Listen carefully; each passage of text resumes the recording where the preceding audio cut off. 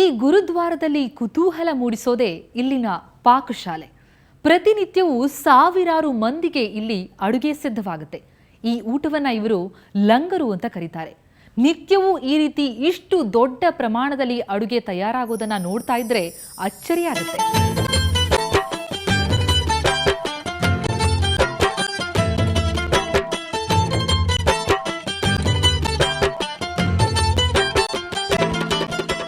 ಇಲ್ಲಿಗೆ ಬಂದಂಥ ಯಾತ್ರಿಕರಿಗೆ ಊಟದ ವ್ಯವಸ್ಥೆಯೂ ಇದೆ. ಇಲ್ಲಿ ಊಟಕ್ಕೆ ಲಂಗರ್ ಅಂತಾರೆ. ಊಟ ತಯಾರಿಸುವ ವಿಧಾನ ಇದೆಯಲ್ಲ, ಅದು ಭಲೇ ಕೌತುಕ.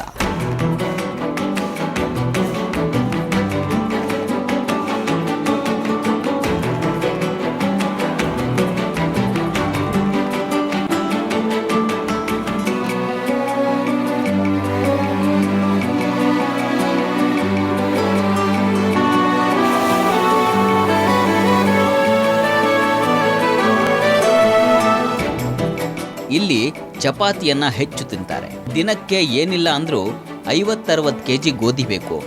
ಅದಕ್ಕಾಗೆ ಇಲ್ಲಿ ಸಣ್ಣದೊಂದು ಹಿಟ್ಟಿನ ಗಿರಣಿಯನ್ನೇ ಇಟ್ಬಿಟ್ಟಿದ್ದಾರೆ.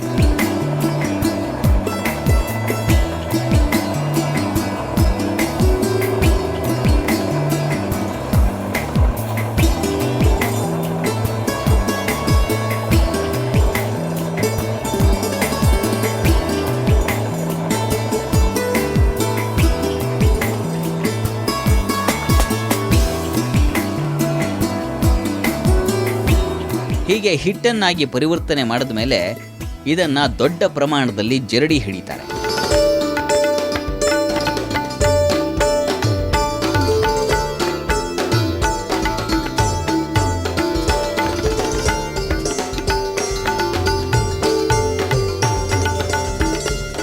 ಆಮೇಲೆ ಹಿಟ್ಟನ್ನು ಕಲಸೋದು.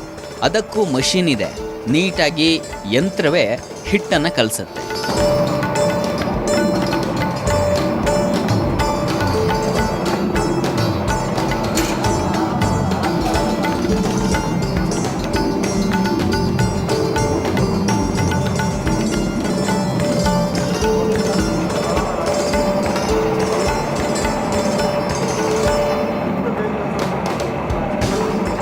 ಆಮೇಲೆ ಹಿಟ್ಟು ಲಟ್ಟಿಸೋದಕ್ಕೂ ಒಂದು ಯಂತ್ರ ಇದೆ.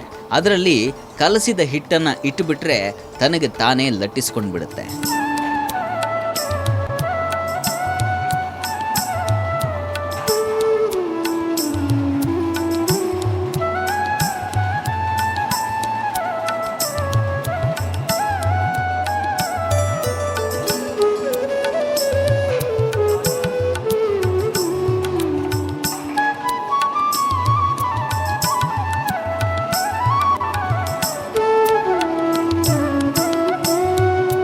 ಆಮೇಲೆ 4-6 ಜನ ಸೇರಿ ಅದನ್ನು ಸುಡ್ತಾರೆ.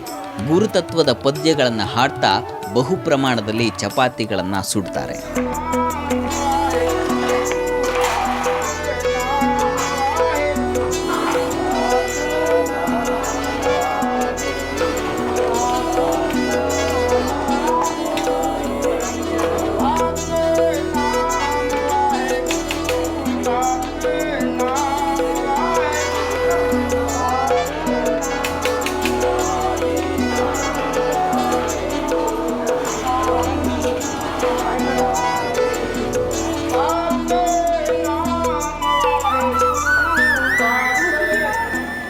ಇನ್ನು ಇದಕ್ಕೆ ಬೇಕಾದ ಸಬ್ಜಿ, ಪಲ್ಯ, ಅನ್ನ ಇತ್ಯಾದಿ ಎಲ್ಲವನ್ನ ಪಕ್ಕದಲ್ಲೇ ತಯಾರು ಮಾಡ್ತಾರೆ.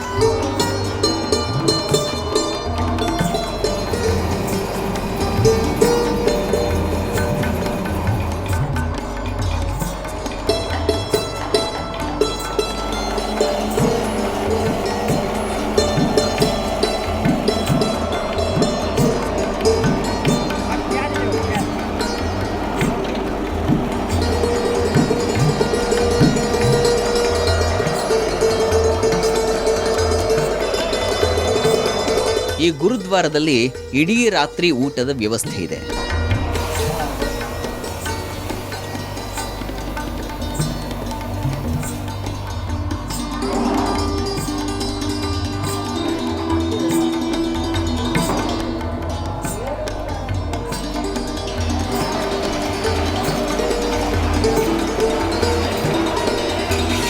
ಅಂತೂ ಗುರುದ್ವಾರ ಒಂದು ಅಪರೂಪದ ಕ್ಷೇತ್ರ, ಹಲವಾರು ಭಕ್ತರನ್ನ ಆಕರ್ಷಿಸುತ್ತೆ.